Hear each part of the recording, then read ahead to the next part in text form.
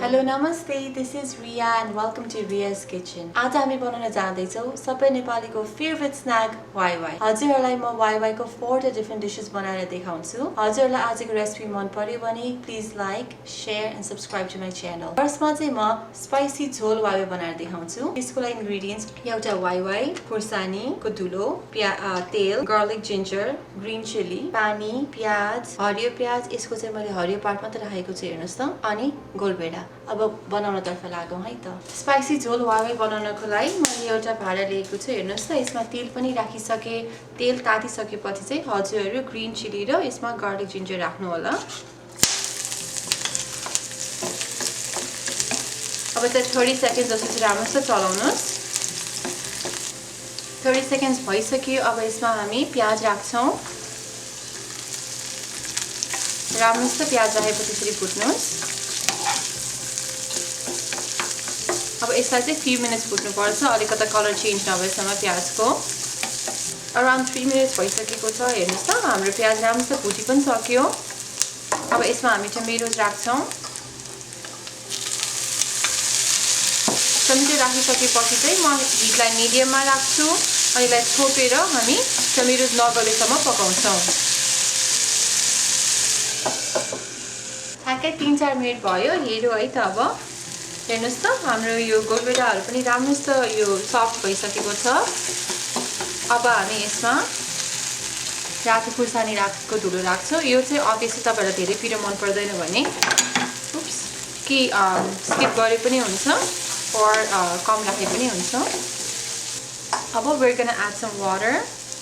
हजुरलाई झोल जति मन पर्छ त्यति राख्नु होला। A little bit more. पानी राखिसकेपछि हामी वाइवाई राख्छौँ यसमा। छिटो मिक्स गर्नुहोस्। अब हामी यसमा वाइवाईको आउने मसला त्यो पनि राख्छौँ। Now we're gonna add यो रातो खुर्सानी। अब यो राखेपछि राम्रोसँग मिक्स गर्ने यसलाई। हजुरहरूलाई अलिकति नुन थप्ने भए पनि गो फर इट। अब हामी यसलाई छोपेर बोइल नआएसम्म 1-2 मिनटको लागि पकाउँछौँ। हामीले देख्न सक्छ कि हेर्नुस् त हाम्रो वाइवाई बोइल भयो भनेर। सो हाम्रो वाइवाई रेडी भइसक्यो हेर्नुस् त।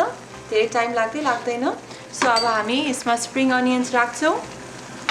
स्प्रिङ अनियन्स राखिसकेपछि हामी यसलाई यसरी नै लिड नराखिकन 1 मिनट जति पकाउँछौँ। हाम्रो स्पाइसी झोल वाइवाई इज रेडी। मैले साइडमा हेर्नुहोस् त अन्डा पनि राखेको छु। असाध्यै नै मिठो देखिरहेको छ। हजुर रेसिपी जरुर ट्राई गर्नु होला। अब चाहिँ हामी वाइवाई सादी बनाउनतर्फ लाग्छौँ। मलाई चाहिन्छ यहाँ एउटा वाइवाई, यो उसिनेको आलु, यो चाहिँ रोस्टेड पिनट्स, मैले यहाँ लिएको छु स्प्रिङ अनियन्स हेर्नुहोस् त काटेर हरियो साइड मात्रै राखेको छु, कागती, रातो खुर्सानीको धुलो, नुन, मरिच, बिरे नुन, तोरीको तेल त्यो चाहिँ साध्नको लागि, यहाँ छ प्याज काटेको, गोलभेडा, हरियो खुर्सानी र धनिया। मैले एउटा बोल लिएको छु। अब हामी सबै इन्ग्रेडियन्ट्सहरू बोलमा राख्छौँ।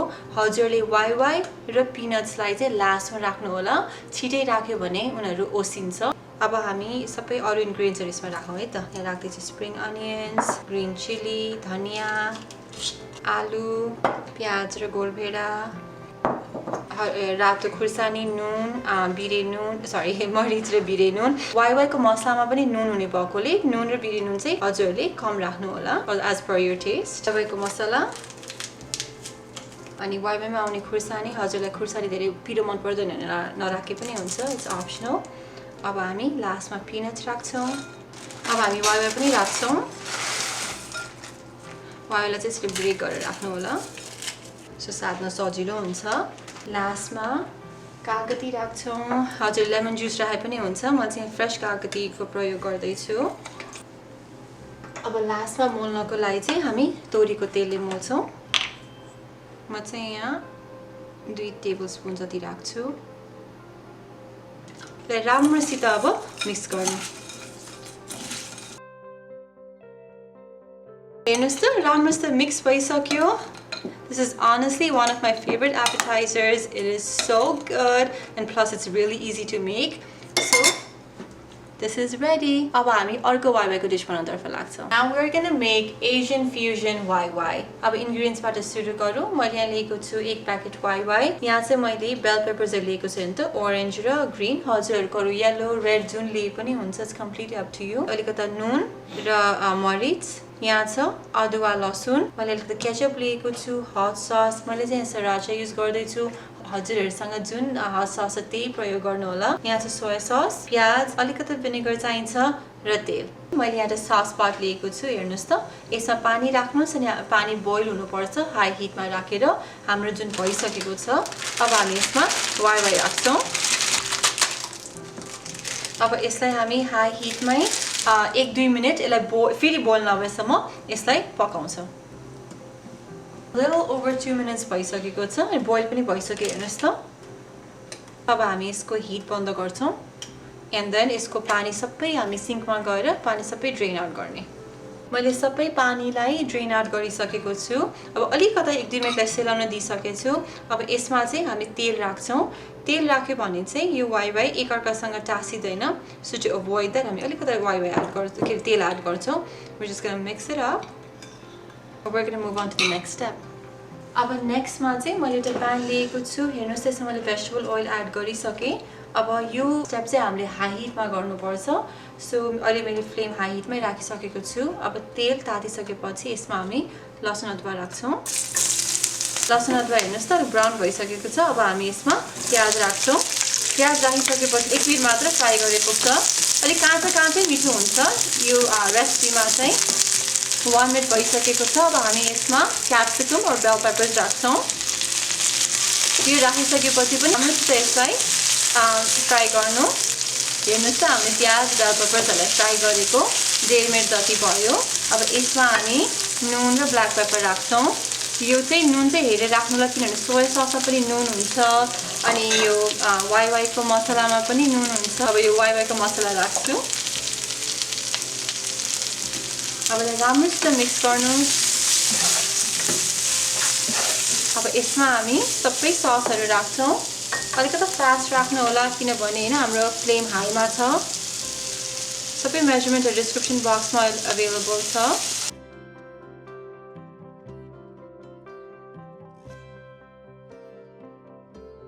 सबै राखेर राम्रोसित मिक्स गर्ने.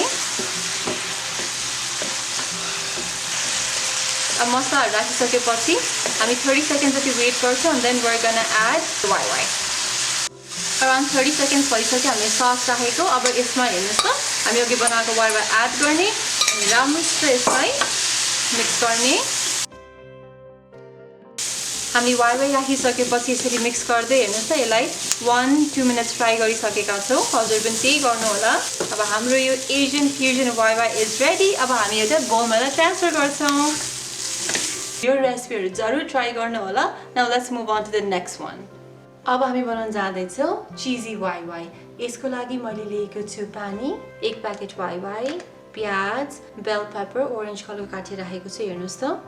स्प्रिङ अनियन यो चाहिँ मैले व्हाइट पार्ट राखेको छु. हजुरलाई अरु जुनै पनि भेजिटेबल मन पर्छ जस्तै कि different types of bell pepper और क्यारेट, क्याबेज जे राखे पनि हुन्छ. अनि भेजिटेबल ओइल छ. अनि लास्टमा चाहिँ मैले यहाँ चीज लिएको छु. इट्स अल्सो लाइक हजुरको फेभरेट चीज युज गर्नु होला. मैले चाहिँ यहाँ मोzzarella एन्ड द श्रेडेड युज गरेको छु. नाउ हामी खाना बनाउनतर्फ लाग्छौं है त. चीजी YY बनाउनको लागि मैले यहाँ सस पट लिएको छु. अब तेल तातिसकेपछि चाहिँ हामी यसमा भेजिटेबल्स राख्छौं. फर्स्ट मैले प्याज राख्ने. प्याज राखिसकेपछि चाहिँ त्यसलाई अलिकता भुट्नु पर्छ. यसको कलर टर्न नभएसम्म हामी यसलाई राम्रोसित भुट्छौं. हेर्नुस् त 3-4 मिनेट भइसकेको छ. प्याज ब्राउन पनि भइसक्यो. अब हामी यसमा अर्को भेजिटेबल्स राख्छौं. मैले चाहिँ सबै प्याज भुट्नको लागि हाई हिटमै राखेको हो. अब त्यो व्हाइट पार्ट राखे स्प्रिङ अनियनको अनि बेल पेपर राखे राम्रोसित मिक्स गर्ने. अब हामी यसलाई 1-2 मिनेट फ्राई गर्छौं. हामीले भेजिटेबल्सहरुलाई फ्राई गरेको 1-2 मिनेट भइसकेको छ हाई हिटमा. अब चाहिँ म हिटलाई लो मिडियममा राख्छु. अब पानी थप्छु यसमा. हजुरलाई जति मन लाग्छ त्यति थप्नु होला. अब यसमा YY मा आउने यो सिजनिङ पनि राख्छु. यो राखेर पनि हजुरलाई अलिकता पिरो अथवा नुन थप्न मन छ भने हजुर as per your taste feel free to do that. Now अब चाहिँ हजुरहरूको त्यो चिज राख्नुहोस्. मैले चाहिँ यहाँ shredded mozzarella युज गर्दैछु. अब चिज राखिसकेपछि चाहिँ यसलाई नटासिनको लागि यसरी लो हिटमा यसरी मिक्स गरिराख्नुहोस्. हेर्नुहोस् त हामीले चिजलाई राखेको अनि बोइल गरेको यसरी 2-3 मिनेट भइसकेको छ. अब हामी यसमा वाइवाई चाउचाउ राख्छौँ. अब वाइवाई राखिसकेपछि यसलाई हामी छोपेर बोइल नआएसम्म पकाउँछौँ. त्यसको लागि धेरै लाग्दैन, 2 मिनेट जति लाग्छ. हेर्नुहोस् त अराउन्ड 2 मिनट्स भइसकेको छ and we can see that it's boiling. अब हामी यसलाई हेर्नुहोस् त वाइवाई त छिटो पाकि नै हाल्छ. अब यसलाई लिड बन्द नगरिकन यसरी नै 1 मिनेट जति हामी पकाउँछौँ. हेर्नुहोस् त ठ्याक्कै 1 मिनेट भइसक्यो. अब म यसको हिट बन्द गर्छु. असाध्यै नै डिलिसियस र चिजी देखिरहनु भएको छ. इफ यु गाइज लाइक चिज definitely try this recipe out. अब म एउटा बोलमा यसलाई ट्रान्सफर गर्छु. अब हाम्रो चिजी वाइवाई इज रेडी. हेर्नुहोस् त असाध्यै नै खाउँ देखिरहेको छ. 4 डिफ्रेन्ट काइन्ड्सको वाइवाई इज रेडी. सबै डिलिसियस देखिरहेको छ. यहाँ चाहिँ एजियन फ्युजन, यो चाहिँ मैले बनाएको वाइवाई साथीको चिजी वाइवाई र यो स्पाइसी झोल वाइवाई. हजुरहरू सबै रेसिपी ट्राई गर्नु अनि please let me know comment सेक्सनमा हजुरहरूको फेभरेट कुन भनेर. यो रेसिपी मन पर्यो भने please like, share and subscribe to my channel. अर्कोचोटि अर्को रेसिपी लिएर आउँछु. Thank you so much for watching. Thank you for your support. Good by.